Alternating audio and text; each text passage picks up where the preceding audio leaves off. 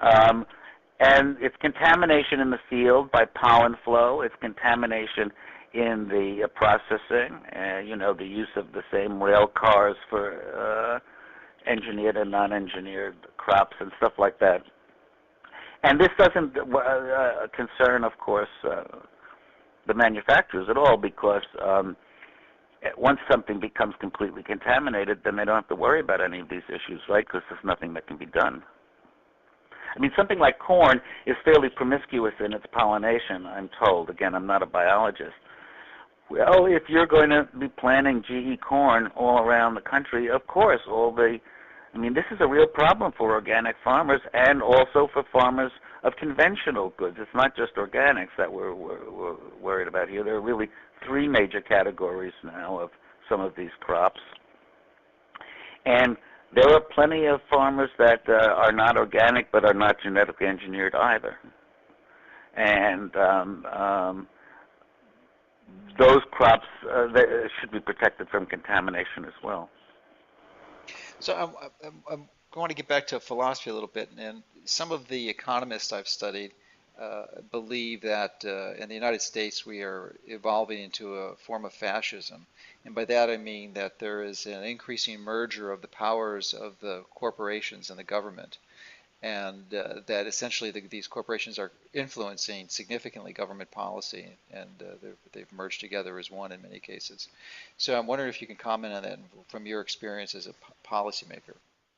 Well, I think that's a real interesting question, and it's a question that is better discussed maybe over a couple of glasses of wine or something like that, because it's a lengthy kind of thing. But I think your definition of fascism, one, is fairly correct by my lights. I am not arbitrating on this, but I'm just sort of saying many people toss terms like that around without really understanding what they're involved in.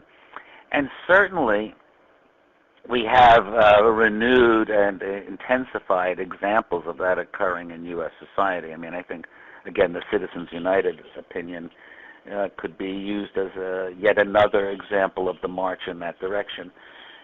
The thing is, however, that the U.S. has fairly vigorous civic organizations and others which are incompatible with notions of fascism. I mean, there are many situations where this kind of stuff, the clash between these two kinds of approaches is very intense. The whole issue of whistleblowing, for example, and stuff like that.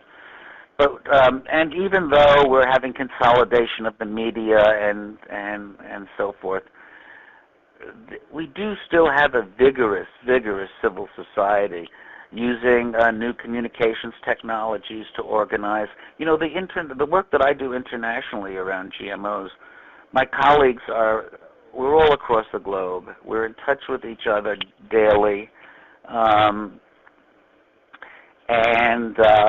we not only are able to coordinate our actions when we are going to get together for these international meetings and negotiations, but we can help each other domestically.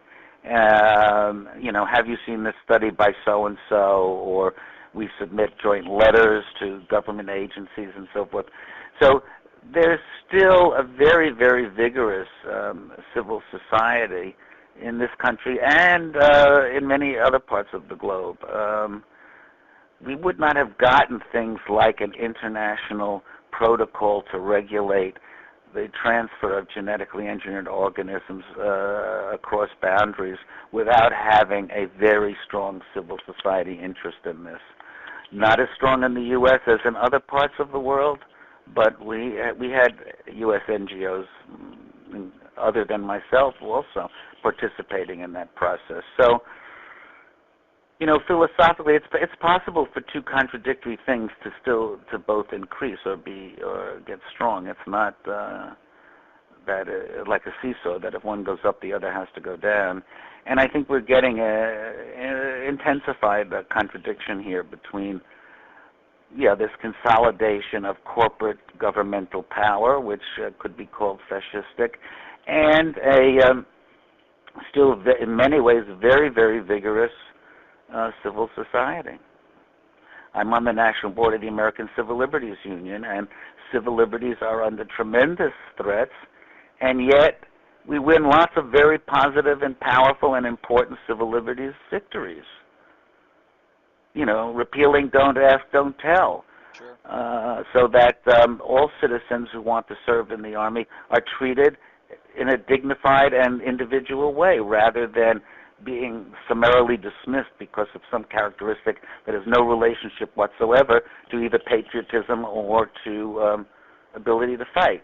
So these kinds of contradictions are heightened, I think. They're both existing. And, of course, it's important for us to support the civil society organizations so we don't get swamped, right?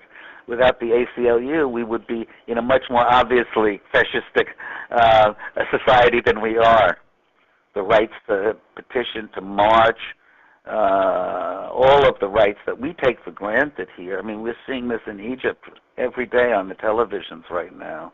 It's phenomenal to see the kind of clash between these two strains, and it's important, I think, to support a vigorous civil society against these institutions. It's what I went back to originally and talked about. It's a matter of power and the way the system is set up, and the ideologies which, like these ideologies that technologies are neutral and blah, blah, blah, blah, blah, when they really are shot through with values that tend to perpetuate the existing centers of power, and then they become more powerful. So, yeah, philosophically, I think that many of these concerns are very evident in the struggle around genetic engineering. So you provided us with a broad philosophical framework to better understand this genetically engineered organism issue, and I thank you for that. And I'm wondering if you have any closing statements that you might want to make with respect to advice and recommendations to those listening and what they can do to help others understand the truth to this issue, and eventually get us to a position where we're more like Europe and at least have labeling, which, if most experts I know believe that if we had truthful labeling, that would almost eliminate the issue in this country, because most people don't want it. The industry believes that too. That's why we don't have labeling. The industry studies themselves did surveys going back 15, 20 years ago. In one of them by Novartis, I think it was, 94% of people in their survey said they wanted GE foods to be labeled. The problem is, when they asked the subsequent question, 2/3 or more said that if it were labeled, they would avoid buying it. Exactly right.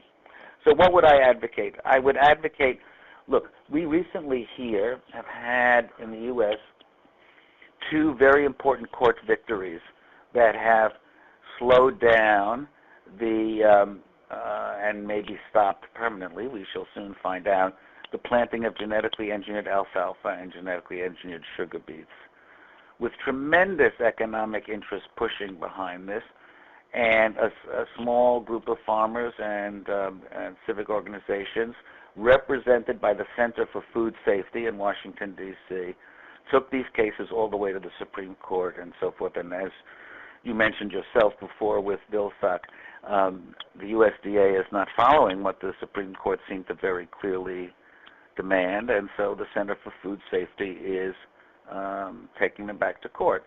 So, I mean, one of the things that people can do is to donate, support money to the Center for Food Safety in Washington, D.C. If you think it's a good thing that these things should be stopped in court, then you have to put your money behind it, because, believe me, Monsanto and others are putting their money on the other side. So that's just to use a specific example. But there are organizations in most states and communities where your readers or the people who hear this recording reside, and if they look around and so forth, they could get involved in whatever's going on. There are local campaigns for labeling. There are local campaigns for prohibiting the planting of genetically engineered foods.